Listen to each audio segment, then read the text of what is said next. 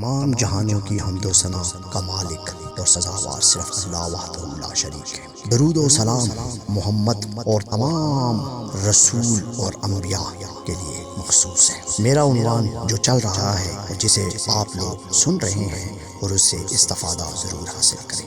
اصل میں میرے نبی کو بہت ہی غلط طریقے سے بہتان میں ان کی شخصیت کو انہی علماء، فقہا، محدثین، مفسرین نے بیان کیا، روایات پیش کی، مختلف رفقائے نبی سے، اصحاب نبی سے، اہل بیت نبی سے۔ ایسی کوئی بات نہیں ہے۔ نبی کی زندگی کیا ہے؟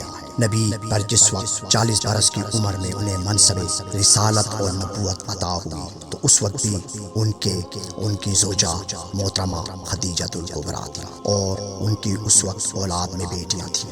نبی اس وقت بھی صرف اسی گھرانے کے ساتھ ان کا تعلق تھا اور اسی میں رہ رہے تھے، دیانتدار تھے، شرافت، صداقت، امانت، اور یقین کریں کہ وہ ہر قسم کی برائی سے پاک ایک اعلیٰ شخصیت۔ یہاں تک کہ دشمن بھی جو ان کے مخالف نظریہ رکھتے تھے وہ بھی ان کے ساتھ چلنے میں، ان کے ساتھ قدم رکھنے کو فخر محسوس کرتے تھے۔ پھر 52 نبوی میں جس وقت نبوت کے 12 سال گزر گئے تو سیدہ خدیجہ الکبریٰ کا وصال ہوتا ہے، وہ دنیا سے رحلت فرما جاتی ہے اور پھر ہجرت کے لیے ایک آپ کو بشارت ہوتی ہے۔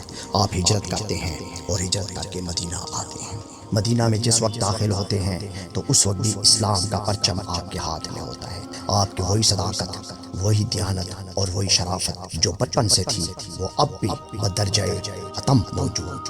مدینہ میں داخل ہوئے، یہاں آئے، یہاں بھی انہوں نے اللہ وحدہ لا شریک کی بات کی۔ انہوں نے صرف اور صرف 4 باتوں تعلیم دی جس کو سمجھنے کے لیے آپ لوگوں کو یہی بات غور کرنی ہے۔ ایک بات، حلال کیا ہے اور حرام کیا ہے، معروفات کیا ہیں اور منکرات کیا ہیں، بس یہ 4 باتیں ہیں۔ اللہ نے جسے حلال کیا تو نبی نے اسے حلال کر کے دکھا دیا۔ اللہ نے جسے حرام ٹھہرایا نبی نے اس کی حرمت کی علت کو بیان فرما دیا۔ اللہ نے جو معروفات بیان فرمائے نبی نے ان معروفات کی تعلیم دی اور جو منکرات تھے ان سے منع کرنے کی تلقین فرمائی۔ نہ جبر کی بات کی، نہ تشدد کی بات کی، نہ شدت کی بات کی۔ جتنے غزوات ہوئے، جتنے جنگیں ہوئے ان میں اسلام کی جاریت نہیں تھی، اس کا دفاع تھا۔ انہوں نے صرف اپنے دفاع میں یہ جنگیں انہیں لڑنی پڑی، ورنہ انہوں نے جاریت نہیں کی۔ یہ میرا دعویٰ ہے، کبھی بھی مسلمان کسی کے اوپر چڑھائی نہیں کرے گا اگر انہوں نے یہ غزوات اور یہ جنگیں ہوئی یہ ان کی صرف اور صرف دفاع میں تھی۔ اب جو اصحاب رسول، رفقائے رسول کی تاریخ کو اگر آپ اٹھاتے ہیں اور اس کو اسلام کے اندر گڑ مٹ کر کے پیش کرتے ہیں تو یہ پھر علماء کا اور فقہا کا بہت ہی غیر عدلانہ فیصلہ ہے۔ وہ انصاف نہیں کر رہے۔ اسلام صرف اللہ اور نبی سے آیا، صحابہ تو خود اسلام میں تھے، اس لیے اس سے اسلام کے اندر فرق نہیں پڑتا۔ انہوں نے اگر آپس میں جنگیں کی، ایک دوسرے پہ انہوں نے نفرتیں یا محبتیں کی، انہوں نے ایک دوسرے پہ الزام بہتان یا ایک دوسرے کی خوبیوں کو بیان کیا، اس سے اسلام کا کوئی تعلق نہیں ہے۔ یہ تو فرد واحد یا فرد واحد جماعت کے معاملات ہیں، اس کو اسلام میں نہیں لانا چاہیے۔ نہ غیروں کو موقع دینا چاہیے، نہ غیروں کو اس کے اوپر سوال اٹھانے کی بات کرنی چاہیے۔ بات اصل میں یہ ہے اللہ نے کیا حکم دیا، نبی نے کیا تعلیم دی، یہ اسلام ہے۔ اب نبی کا دنیا سے جانے کے بعد، یہاں سے رخصت ہونے کے بعد اپنے اللہ وحدہ لا شریک سے ملنے کا جب وقت آیا، ملاقات کا وقت آیا تو وہ 2 چیزیں چھوڑ کے گئے، اللہ کی کتاب اور اپنی سنت۔ اس کے علاوہ انہوں نے کچھ اور نہیں چھوڑا۔ بس یہاں پہ کوئی کسی صحابی کی بات نہیں ہے، کسی اہل بیت کی بات نہیں ہے، کسی فرد واحد کی بات نہیں ہے۔ نبی کا جو طریقہ تھا وہ قابل اطاعت اور قابل اتباع تھا، اور اللہ کی کتاب جو تھی وہ قابل اطاعت اور قابل اتباع ہے۔ اس لیے یہ اللہ کا حکم، نبی کی تعلیم، بس اس کے بغیر کوئی کسی کی بات کو صحیح معنوں میں بیان نہیں کر سکتا۔ اگر کسی نے یہ کہہ دیا کہ میرا نبی ایسے سوتا تھا تو یہ کوئی سنت نہیں ہے، میرا نبی مسواک کرتا تھا یہ کوئی سنت نہیں ہے، میرا نبی ایسی نماز پڑھتا تھا یہ سنت نہیں ہے۔ اصل چیز کیا ہے؟ وہ یہ ہے کہ آپ نے قرآن میں دیکھنا ہے، قرآن ہر چیز پہ دلالت کر رہا ہے، اور قرآن کے تناظر میں نبی کو دیکھیں، نبی کی ساری زندگی آپ کو قرآن میں ملے گی، ساری زندگی ملے گی۔ نبی نے 11 شادیاں کی، کیوں کی؟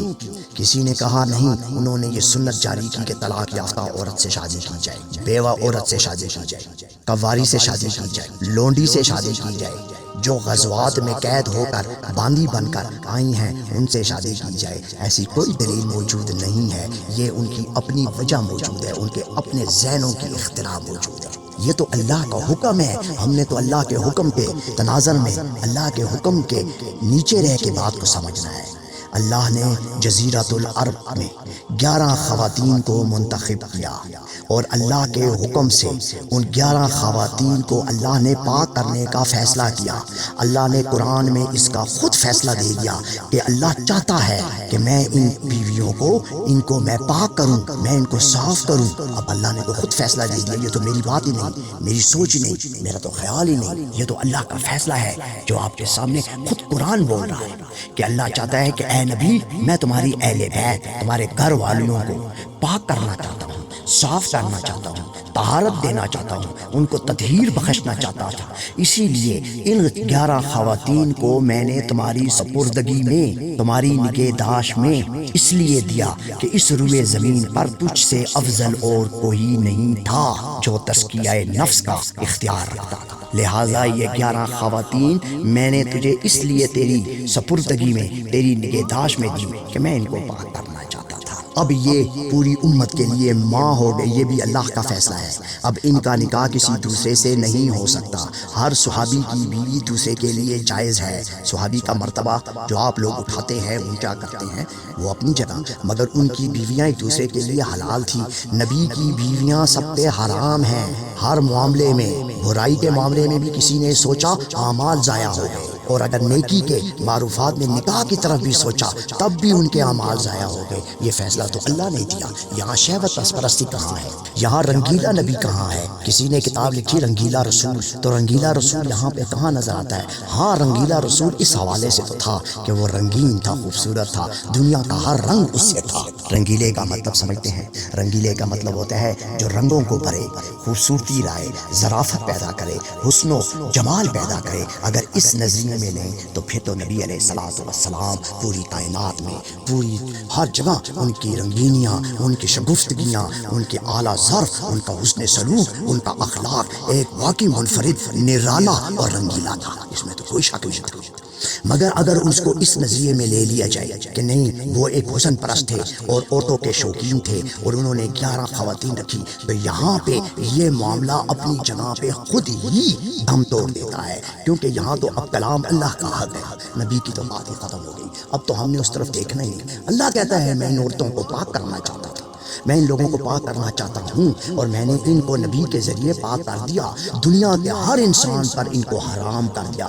تو کیا اس وقت کی یہ 11 خواتین اتنی اہمیت کی تو حامل تھی نا کہ اب وہ کسی سے نکاح، دیکھیں نکاح تو ایک ایسا عمل ہے جس سے کسی کا کوئی انکار نہیں ہوتا، عزت ہوتی ہے، شان ہوتی ہے، مگر یہاں تو نکاح کو بھی حرام کر دیا۔ تو پھر بات تو بالکل واضح نہیں سمجھ میں آ گئی کہ میرا نبی 11 عورتیں رکھنے والا نہیں تھا، ان کو تو 11 عورتیں رکھوائی گئی، ان کی سپردگی میں دی گئیں، ان کے پاس یہ امانتاً اللہ کی پاکیزہ عورتوں کا ایک قسم کا ان کا گھرانہ بنایا گیا۔